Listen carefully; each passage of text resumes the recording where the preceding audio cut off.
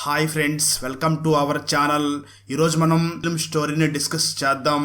Now let's start our video.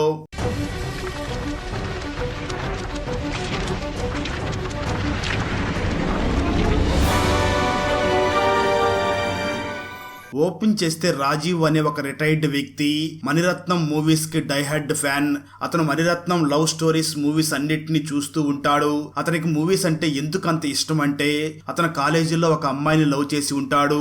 Rajiv భార్య కొన్ని సంవత్సరాల క్రితం చనిపోయి ఉంటుంది. తన కూతురు కూడా మ్యారేజ్ అయిపోయి ఉంటుంది. దాంతో రాజీవ్ ఒక్కడే ఒక పెద్ద ఇండివిజువల్ హౌస్ లో ఒంటరిగా ఉంటూ ఉంటాడు. రాజీవ్ ఇంట్లో పని చేయడానికి, కుకింగ్ చేయడానికి విద్య అనే ఒక పని మనిషి వస్తూ ఉంటుంది.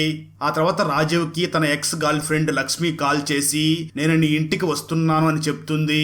ఈ విషయం విద్యకి తెలిస్తే తన కూతురికి చెప్తుంది అని భయపడి పని మనిషి విద్య వద్దకు వెళ్లి నేను గోవా వెళ్తున్నాను కాబట్టి నువ్వు 2 రోజులు పనిలోకి రావాల్సిన అవసరం లేదు అని అంటాడు.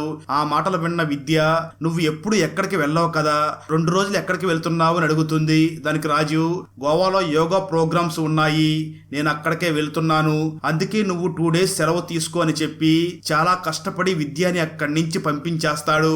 ఆ తర్వాత రాజీవ్ చిన్న పిల్లవాడిలాగా మారిపోయి చాలా సంతోషంగా కొత్త బట్టలు వేసుకుని బాడీ స్ప్రే కొట్టుకుంటాడు. అలా సెలబ్రేషన్ మోడ్ లోకి వెళ్లిపోతాడు రాజీవ్. ఆ తర్వాత డోర్ దగ్గర నిలబడి లక్ష్మి కోసం వెయిట్ చేస్తూ ఉంటాడు. అప్పుడే కాలింగ్ బెల్ మోగుతుంది. ఆ తర్వాత రాజీవ్ డోర్ ఓపెన్ చేయగానే అక్కడ ఒక కాలేజీ గర్ల్ నిలబడి ఉంటుంది. తనే లక్ష్మి. లక్ష్మి కూడా ఒక యంగ్ కుర్రవాడు డోర్ ఓపెన్ చేశాడని చూస్తూ ఉంటుంది. మనల్ని ప్రేమించిన వాళ్ళు మన ముందు నిలబడితే మనం చాలా ఎనర్జీగా ఫీల్ అవుతూ ఉంటాం కదా. సేమ్ అలానే లక్ష్మి మరియు రాజీవ్ ఇద్దరు ఫీల్ అవుతూ ఉంటారు. ఇద్దరు కూడా వాళ్ళ వయసును మర్చిపోయి యంగ్ వయసు ఉన్న వాళ్ళుగా మారిపోతారు. రాజీవ్ లక్ష్మిని యంగ్ కాలేజీ గర్ల్ లాగా చూస్తూ ఉంటాడు. సేమ్ లక్ష్మి కూడా రాజీవ్ ని యంగ్ అబ్బాయి లాగా చూస్తూ ఉంటుంది. ఆ తర్వాత రాజీవ్ లక్ష్మిని లోపలికి రమ్మని చెప్పి బయట ఎవరైనా చూశారా అని చెక్ చేస్తాడు. ఆ తర్వాత లోపలికి వచ్చిన లక్ష్మి రాజీవ్ పెళ్లి ఫోటోను చూసి నా లగేజ్ బయట ఉంది అని చెప్తుంది. కానీ అప్పటికే రాజీవ్ లక్ష్మి లగేజ్ ని తీసుకుని లోపలికి వచ్చి ఉంటాడు. ఆ తర్వాత లక్ష్మిని చూసి కాఫీ తాగుతావా అని అడుగుతాడు. దానికి లక్ష్మి తప్పకుండా తాగుతాను అని అంటుంది. ఆ తర్వాత రాజీవ్ జెట్ స్పీడ్ లో కాఫీ ప్రిపేర్ చేసి తీసుకుని వస్తాడు.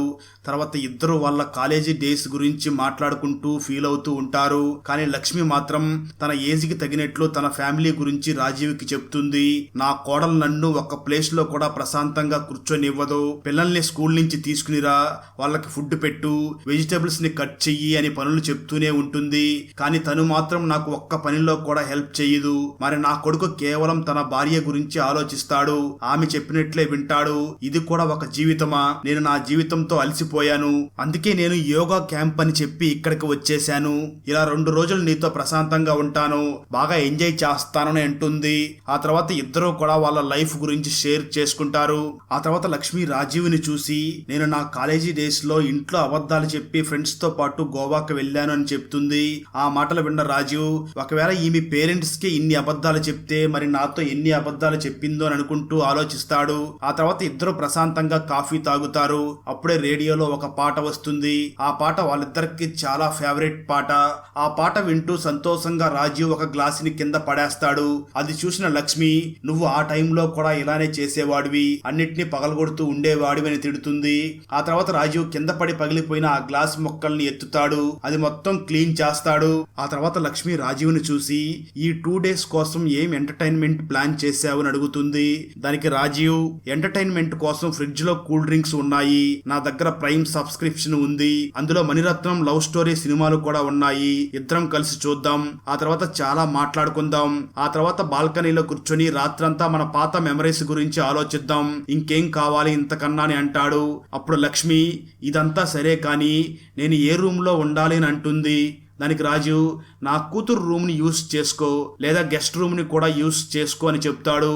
దానికి లక్ష్మి అరే పిచ్చివాడిలా ఉన్నావు, నేను నీ రూమ్ లోనే ఉంటాను అని చెప్పి స్మైల్ చేసి రాజీవ్ రూమ్ లోకి వెళ్తుంది. అప్పుడు రాజు నా గర్ల్ ఫ్రెండ్ నా రూమ్ లో ఉంది అని చాలా హ్యాపీగా ఫీల్ అవుతాడు.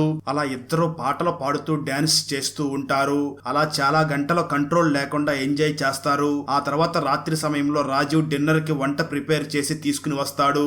అప్పుడు లక్ష్మి నువ్వు చాలా బాగా వండావు, నీ భార్య అదృష్టవంతురాలు అయ్యింది అని చెప్తూ లొట్టలేసుకుంటూ తింటుంది. అప్పుడే లక్ష్మికి తన కొడుకు కాల్ చేస్తాడు, కానీ తన ఫోన్ లిఫ్ట్ చేయదు. కానీ తన కొడుకు కంటిన్యూస్ గా కాల్ చేస్తూనే ఉంటాడు. అందువల్ల తన ఫోన్ ని లిఫ్ట్ చేయాల్సి వస్తుంది. అప్పుడు తన కొడుకు, ప్రైమ్ మినిస్టర్ నరేంద్ర మోడీ 21 రోజుల లాక్డౌన్ ని అనౌన్స్ చేశారు. ఒకవేళ నువ్వు దారిలో ఉండి ఉంటే ఇంటికి రా అమ్మా, యోగా ఇవన్నీ మనం తర్వాత చూసుకోవచ్చు అనే షాకింగ్ న్యూస్ చెప్తాడు. ఆ మాటలు వినగానే లక్ష్మి మరియు రాజీవులు ఇద్దరు షాక్ అవుతారు. ఎందుకంటే వారిద్దరూ బయటికి కూడా వెళ్ళలేకపోతారు. దాంతో ఇద్దరు యంగ్ వయసు నుంచి ప్రజెంట్ ఏజ్ లోకి వచ్చి వెంటనే టీవీని ఆన్ చేసి న్యూస్ చూసి బాధపడతారు. అప్పుడే లక్ష్మి కొడుకు రాజీవ్ ఫోన్ నెంబర్ కి కాల్ చేస్తాడు. అది చూసిన రాజీవ్, నీ కొడుక్కి నా నెంబర్ ఎలా దొరికింది అని అడుగుతాడు. దానికి లక్ష్మి, యోగా క్యాంప్ నెంబర్ అని చెప్పి నీ నెంబర్ ని ఇచ్చాను, అందుకే నీకు ఫోన్ చేశాడు అని చెప్తుంది. అప్పుడు రాజీవ్, నువ్వు నన్ను కూడా ఇరికించేశావు అని చెప్పి కాల్ లిఫ్ట్ చేసి, నేను యోగా క్యాంప్ ఇన్ఛార్జ్ ని, మీ అమ్మ ఇక్కడ చాలా సేఫ్ గా ఉంది, మేము ఫుడ్ బెడ్ ని అన్ని ఏర్పాట్లు చేశాము, మీరు బాధపడకండి, 21 రోజుల వరకు మేము తనని బాగా చూసుకుంటాము అని చెప్తాడు. అది విన్న తన కొడుక్కి మనశ్శాంతి లభించి రాజీవ్తో, నేను 21 రోజుల తర్వాత వచ్చి మా అమ్మని తీసుకుని వెళతాను అని చెప్పి కాల్ కట్ చేస్తాడు. ఆ తర్వాత లక్ష్మి, నువ్వు డైలీ ఫుడ్ ని ప్రిపేర్ చేస్తున్నావు కదా, ఈ రోజు నేను చేస్తాను, నువ్వు అంట్లు తోము, అర్థమయ్యిందా అని రాజీవ్తో అంటుంది. దానికి రాజీవ్, నా వంట నీకు నచ్చలేదా అని అడుగుతాడు. దానికి లక్ష్మి, నువ్వు సరిగ్గా వంట చేయలేవు, నీ వంట తినాలంటే చాలా ఇబ్బందిగా ఉంది అని అంటుంది. ఆ మాటలు విన్న రాజీవ్, అవునా, మరి ఆ రోజు నువ్వు చాలా పొగుడుతూ తిన్నావు అని అంటాడు. దానికి లక్ష్మి, నేను ఊరికే అలా యాక్టింగ్ చేశాను, నువ్వు బాధపడకూడదు అని అలా చేశాను అని చెప్పి తను వంట చేస్తుంది. రాజీవ్ అంట్లు తోముతాడు. ఆ తర్వాత రోజు రాజీవ్ కుకింగ్ చేస్తాడు. లక్ష్మిని అంట్లు తోమమని చెప్తాడు, కానీ ఆమె తోమదు. ఆ విషయానికి మళ్ళీ ఇద్దరి మధ్య గొడవ జరుగుతుంది. అప్పుడు లక్ష్మి, నేనెందుకు కుకింగే చేస్తాను అని చెప్తానో తెలుసా, నాకు అంట్లు తోమడం అస్సలు రాదు, నచ్చదు, అందుకే నేను తోమను, కుకింగే చేస్తా అని చెప్పి నిజాన్ని చెప్తుంది. ఆ మాటలు విన్న రాజు, సరే అయితే ప్రాబ్లం ఏం లేదు, నువ్వు కుకింగ్ చెయ్యి, నేను అంట్లు తోముతా అని చెప్తాడు. అప్పుడే రాజీవ్ కి ఒక కొత్త టెన్షన్ స్టార్ట్ అవుతుంది. తన యంగ్ వయసు ఫీలింగ్స్ తో పాటు తన రియల్ ఏజ్ కి తగ్గట్లుగా బ్లడ్ ప్రెషర్ వస్తుంది. దానివల్ల రాజు చిన్న విషయాలకి లక్ష్మి మీద అరుస్తాడు. కోపంతో గాజు గ్లాసుని కింద పడేస్తాడు. ఆ తర్వాత రూమ్ లోకి వెళ్లి బెడ్ మీద తడి టవల్ ఎందుకు పెట్టావు అని అరుస్తాడు. లక్ష్మి కూడా, అన్నంతో పాటు స్పూన్ ని ఫ్రిడ్జ్ లో ఎందుకు పెట్టావు, ఇదే నేర్పించిందా నీ భార్య అని తిడుతుంది. ఆ విధంగా వీళ్ళిద్దరి మధ్య గొడవ జరుగుతుంది. ఆ రోజు ఇద్దరు ఏడుస్తారు. అలాగే ఇద్దరు సరిగ్గా మాట్లాడుకోరు. ఆ తర్వాత రోజు మార్నింగ్ రాజీవ్ వేడివేడి కాఫీని ప్రిపేర్ చేసి లక్ష్మికి ఇస్తాడు. ఆ తర్వాత ఇద్దరికి కోపం పోతుంది. అప్పుడే రాజీవ్ తన కూతురు రావడాన్ని విండో నుంచి చూస్తాడు. ఆ తర్వాత రాజీవ్ వెంటనే, చచ్చాన్రా దేవుడా, తను ఎక్కడి నుంచి వచ్చింది అని అనుకుని వెంటనే లక్ష్మిని తీసుకుని వెళ్లి ఒక రూమ్ లో ఉన్న కబోర్డ్ లో కాఫీ కప్ ఇచ్చి, నా కూతురు ఇక్కడి నుంచి వెళ్లిపోయే వరకు నువ్వు బయటికి రాకు, సైలెంట్ గా కాఫీ తాగుతూ ఉండు అని చెప్తాడు. రాజీవ్ కూతురు తన కోసం గ్రోసరీస్ ని తీసుకుని వచ్చి, మీకు లాక్ డౌన్ లో బయటికి వెళ్ళడానికి అవసరం లేదు, నేను మీకు కావాల్సిన అన్ని గ్రోసరీస్ తీసుకుని వచ్చాను అని చెప్పి వాళ్ళ నాన్న యోగక్షేమాలు కనుక్కుని అక్కడి నుంచి వెళ్లిపోతుంది. ఆ తర్వాత రాజీవ్ లక్ష్మి ఇద్దరు కలిసి బ్రతికిపోయామని అనుకుంటారు. అందుకే అసలు గొడవ పడకూడదు అని డిసైడ్ అయ్యి మిగతా రోజులు హ్యాపీగా ఉండాలి అనుకుంటారు. ఆ తర్వాత 21 రోజుల తర్వాత విడిపోతామని కూడా ఆలోచించి బాధపడతారు. ఆ తర్వాత ఆ ఇద్దరు వాళ్ళ జీవితాంతం అలాగే కలిసి ఉండాలి అనుకుంటారు. కానీ వాళ్ళ పిల్లల పర్మిషన్ తో ఒకటవ్వాలి అని డిసైడ్ అవుతారు. కానీ వాళ్ళ పిల్లలకి ఈ విషయాన్ని ఎలా చెప్పాలి అని ఆలోచిస్తారు. అప్పుడు లక్ష్మి, నా కొడుకు తన ప్రేమ గురించి నాకు చెప్పినప్పుడు తన ప్రేమ నిజమైనది అని నాకు నమ్మకం కలిగింది, అందుకే వెంటనే ఒప్పుకున్నాను అని చెప్తుంది. రాజీవ్ కూడా తన కూతురు లవ్ మ్యారేజ్ కి వెంటనే ఒప్పుకుని ఉంటాడు. ఎందుకంటే తన కూతురు డెసిషన్ మీద తనకి చాలా నమ్మకం ఉంది కాబట్టి ఆ పెళ్లికి ఒప్పుకుంటాడు. ఎలా వాళ్ళ ప్రేమకి మనం రెస్పెక్ట్ ఇచ్చామో వాళ్ళు కూడా మన ప్రేమకి రెస్పెక్ట్ ఇస్తారు. వాళ్ళ పర్సనల్ ఫీలింగ్స్ ని మనకి చెప్పడానికి చూపించిన ధైర్యం మనం కూడా అలా ధైర్యాన్ని చూపించాలి, వాళ్ళ మీద నమ్మకంతో ఉండాలి అని ఇద్దరు ఆలోచించుకుని తమ పిల్లలతో ఈ విషయాన్ని చెప్పడానికి డిసైడ్ అవుతారు. ఆ తర్వాత ఆ రోజు రాత్రి ఇద్దరు హ్యాపీగా పడుకుంటారు. ఆ తర్వాత రోజు ఇద్దరు కలిసి తమ కొడుక్కి కూతురికి వీడియో కాల్ చేసి చేతులు పట్టుకుని హాయ్ హలో అని చెప్పి విష్ చేస్తారు. అప్పుడు రాజీవ్ కూతురు, ఈ ఆంటీ ఎవరు నాన్న అని అడుగుతుంది. లక్ష్మి కొడుకు కూడా ఈ అంకుల్ ఎవరు అని అడుగుతాడు. ఇద్దరు వాళ్ళ ప్రేమ గురించి చెప్తారు. మేము కలిసి ఉండాలనుకుంటున్నాము అని చెప్తారు. అక్కడతో ఈ షార్ట్ ఫిల్మ్ అయిపోతుంది.